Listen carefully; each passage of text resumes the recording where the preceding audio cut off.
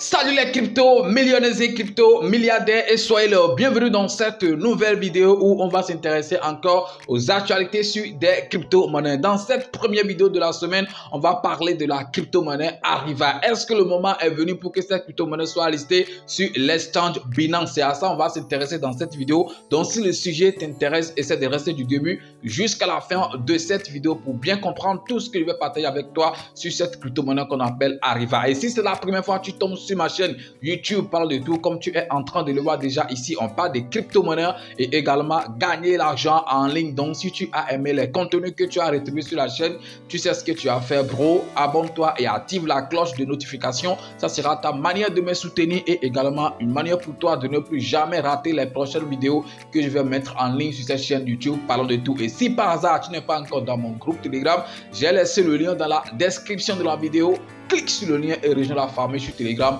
On va pas trop parler, on y va tout de suite après ceci.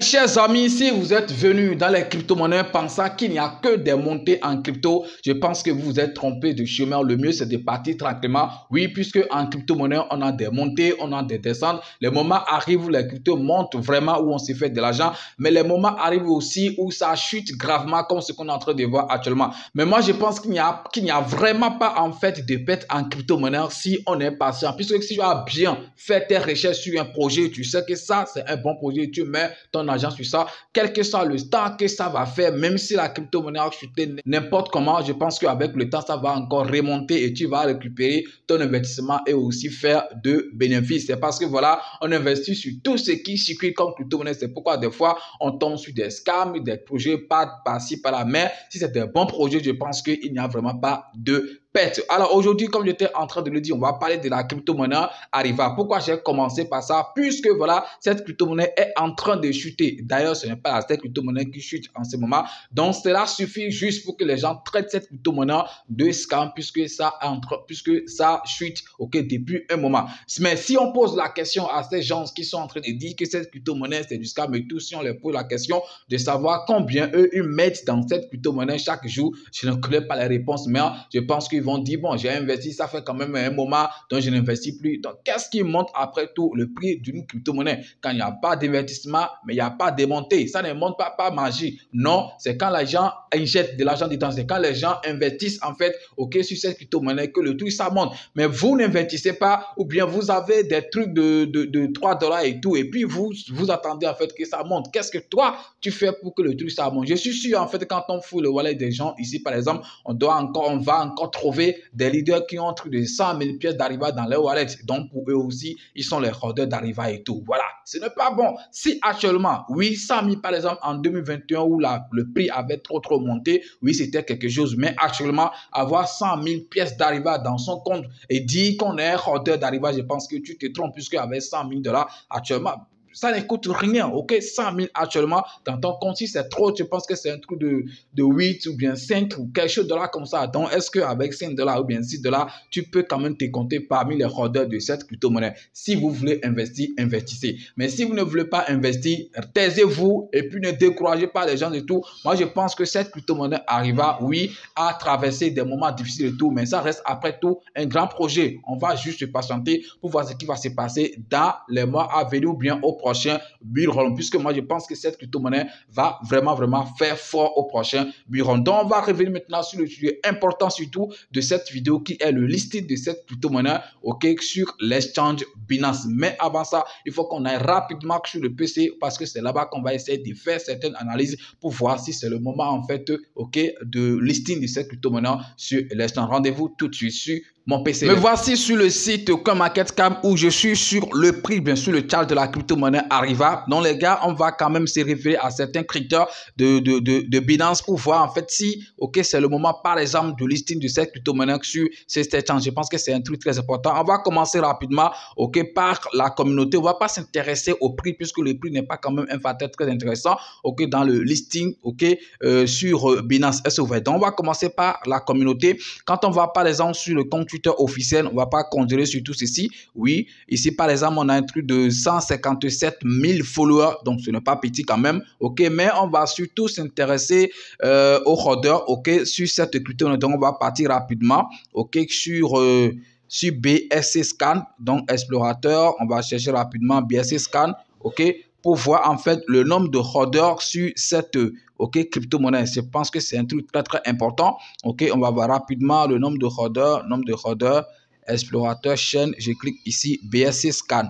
Voilà, donc ça va s'échanger rapidement, puis c'est quand même un facteur très important dans le listing. Parlant, ok, des titulaires, regardez ici, on a quand même un truc de 228 444 titulaires de cette crypto-monnaie. Je pense que quand même, ok, ce n'est pas un truc qui est petit, dans la communauté derrière cette crypto-monnaie, on pourra dire quand même que voilà, il y a de la communauté. Regardez, en fait, tous les jours, il y a quand même des transferts, 13 minutes, même si ce n'est plus la même chose comme avant, c'est normal. C'est une crypto-monnaie qui est sortie quand même, ça fait un moment. Donc, c'est vrai que des gens, ok, ne s'intéressent plus trop à ça, mais quand même, il y a toujours des transactions, ok, sur ça. Est-ce que vous voyez? Donc, 200 quelque chose 1000 détenteurs, je pense que ce n'est pas une petite communauté, c'est quand même une grande communauté. Et ici, c'est seulement sur la blockchain de Binance, puisque c'est sur deux, ok, blockchain. On a aussi Etherscan qui est là. On va voir rapidement ici pour voir le nombre de hodlers qu'on a, par exemple, ici. Un truc de regarder rapidement, ok.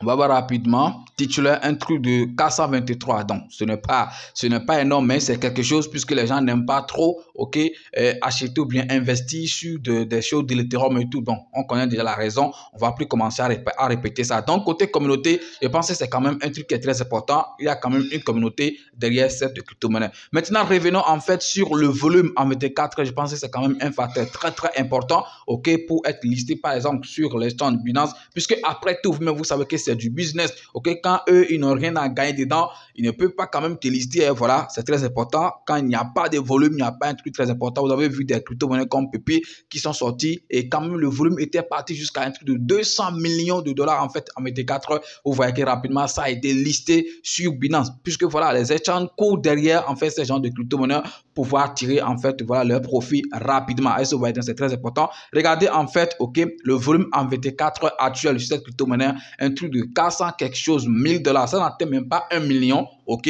comme volume en VT4, 400 quelque chose 1000. Donc, je pense que c'est quand même un truc qui est très, très petit. Ce n'est pas beaucoup. Par exemple, quand on vient ici sur le graphique, lorsque c'était parti, par exemple, à son plus haut ATH, ok, qui était un truc de 2 0 après la virgule et plus 1, comme vous êtes en train de le voir là. Ici, par exemple, le volume en VT4 en ce temps était à un truc de 26 millions de dollars, 26 millions de dollars. Donc, je pense que c'était quand même un moment important pour que cette crypto-monnaie soit listée sur Binance. Mais pourquoi on ne l'avait pas listée en ce temps-là? Tout ce que je suis en train de dire dans cette vidéo, ça reste après tout mon analyse personnelle. Voilà, je ne suis pas en train de dire que c'est forcément ça. Mais pourquoi ce n'était pas listé en ce moment-là? Vous-même, vous savez, ok, qu'au début, Arriva avait quand même après tout un projet de blockchain et tout. Et vous-même, vous savez que tout ce qui va, ok, comme concurrence, qui entre comme dans les trucs de concurrence avec Binance, voilà, Binance les écarte. Et vous avez vu ce qui s'était passé, ok, avec Saitama. Saitama quand même était bien parti pour être listé, par exemple, sur Binance. Mais vu qu'eux aussi, ils avaient le truc de blockchain où ils se disaient, en fait, voilà, on va acheter, vous allez acheter avec 0 frais, les choses de l'Ethereum et tout. Vous avez vu ce qui s'est passé, ok. Il suffit juste à ce que CoinMarket affiche juste un message, ok, en rouge, soit disant, en fait, voilà, qu'un des développeurs de Saitama est impliqué dans de vol, bien des choses par-ci par-là. On a vu que voilà, le prix a chuté rapidement. Donc, en ces moments, par exemple, ok, Saitama respectait en fait beaucoup de choses, bien les critères pour être listé, par exemple, sur Binance, mais ce n'était pas fait. À cause quoi? Puisque Binance considérait cette crypto-monnaie comme en fait une crypto-monnaie qui veut entrer en concurrence. Donc, moi, je pense que voilà, par exemple, si cette crypto-monnaie n'était pas listée en fait sur Binance en ce moment-là, c'est parce que peut-être ils avaient leur projet de blockchain et tout. Donc, Binance les voyait comme un concurrent. Donc, voilà, j'ai dit et je le répète, ça reste après tout mon analyse. Ok, regardez donc actuellement un truc de 400 quelque chose, ok, 1000 dollars comme volume en VT4. Non, ce n'est pas un truc qui va vraiment profiter à Binance. Donc, ils ne vont pas trouver en fait les gains, les profits dedans. Donc pour le moment, je ne pense pas qu'ils vont décider par exemple de lister cette crypto-monnaie. Mais au prochain bull run, je dis bien au prochain bull run, je suis sûr à 100%, je dis bien à 100% que cette crypto-monnaie pourra toutefois être listée sur Binance. Mais que voilà, c'est le bull run. Après tout, il y aura des volumes, il y a des gens qui seront en train d'investir sur ça, il y a des gens, voilà, il y aura quand même des transactions de toute façon. Et donc, on pourra espérer en fait que voilà, le volume en 24 va encore monter, peut-être dépasser même un truc de 100 millions, peut-être voilà. De toute façon, on va voir au moment venu, ok, lorsque le truc, le bull run va arriver, on va voir, ok, jusqu'où en fait le volume en 24 va partir, puisque c'est très important. Mais comme j'étais en train de le dire, je suis sûr à 100%, ok, qu'au prochain bull run, cette crypto-monnaie sera quand même listée sur Binance. C'est pourquoi actuellement, je dis bien, c'est pourquoi actuellement, ce qu'on peut faire, c'est d'investir en fait gros. Je dis bien, c'est d'investir si vous croyez toujours en ce projet. Après tout, ce n'est pas un conseil d'investissement, mais si vous croyez toujours en ces projets, voilà, actuellement, vous savez ce que vous avez à faire. Regardez, ok, quand vous voyez même le graphique, ok, c'est très loin en fait de son ATH. Donc, vous pouvez vous faire assez d'argent. Ok, regardez, on a quand même perdu 2 euros de son ATH. Donc, je pense que c'est un truc qui est très important quand vous investissez sur ça. Au moins un petit fois 20, petit fois 30. Je pense que c'est possible si ça va à son ATH. Après tout, comme j'étais en train de le dire, Arriva n'est pas un petit projet quand même, c'est quand même un grand projet. Ce n'est pas maintenant qu'on va encore se mettre à étudier tout ça. Regardez l'avis des gens sur le projet, d'autres, voilà, bullish, ok, bullish, tout ça. Donc, il y a des avis positifs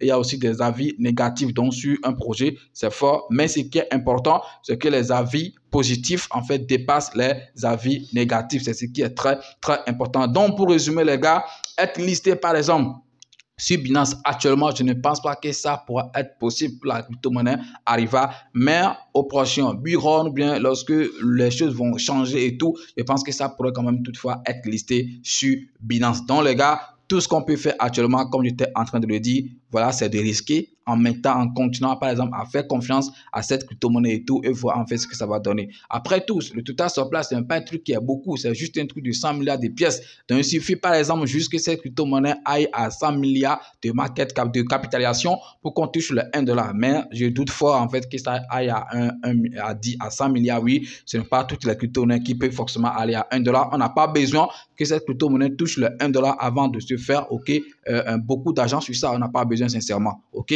Voilà, si tu investis gros, tu vas quand même gagner aussi gros quand ça fait un petit x10, un petit x3. Voilà les gars, c'est tout ce que je voulais partager avec vous dans cette nouvelle vidéo. C'est la première vidéo de la semaine d'ailleurs. Je vous invite à la partager partout avec vos amis. C'est très important puisque voilà, ce que j'ai dit, ça peut quand même aussi aider d'autres personnes. Merci d'avoir suivi la vidéo et si vous avez aimé, essayez de liker, de partager et surtout de laisser un petit commentaire sous la vidéo. On ne va pas trop parler, à demain pour une nouvelle vidéo. C'est votre frère Parlant de tout. On est ensemble. Ciao.